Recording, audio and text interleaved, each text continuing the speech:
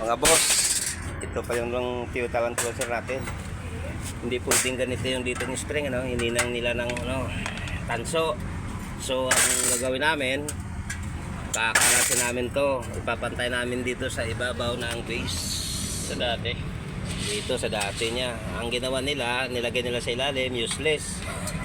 Kasi ito, ang angat nito mula rito hanggang dito, dos siya, no? So wala sa silbi. Alisin namin to yon. Hindi, katingin mo na dito. Katingin mo to. Katingin mo na yan, lahat yan. Kasi pagkakalaan tayo dyan. Huwag mo na.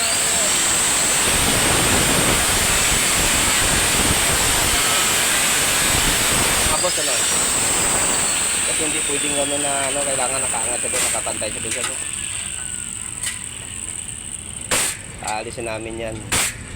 Papatong namin yan kasi ang dito kasi yan ang dati nakapantay, no?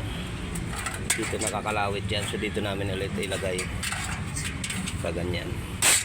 Kasi hindi siya magbabaw dahil tumutuko na doon, napakalalim. Magtatamba ka ng pumalaki, masyado kakainin. So abangan ninyo boss, yung kasunod nito yung finish na. Marami kaming ginawa rito, binago. Kamukha nito.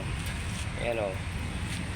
Nilagyan namin ng bracket na defense kasi sobrang na ito, wala, hindi nilagyan nila eh. Basta lang kasi dati niyan bunot ng nyug, no? Nakalagay diyan. Yung sa Land Cruiser na original, nagbunot yan, ano? Mapapansin niyo. So ang ginawa namin, nilagyan namin ng bracket para pagka sinandalan magbabounce.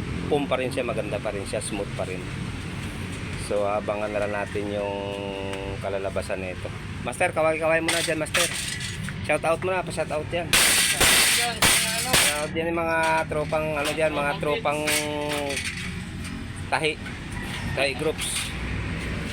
Yan lang mga Master, ano.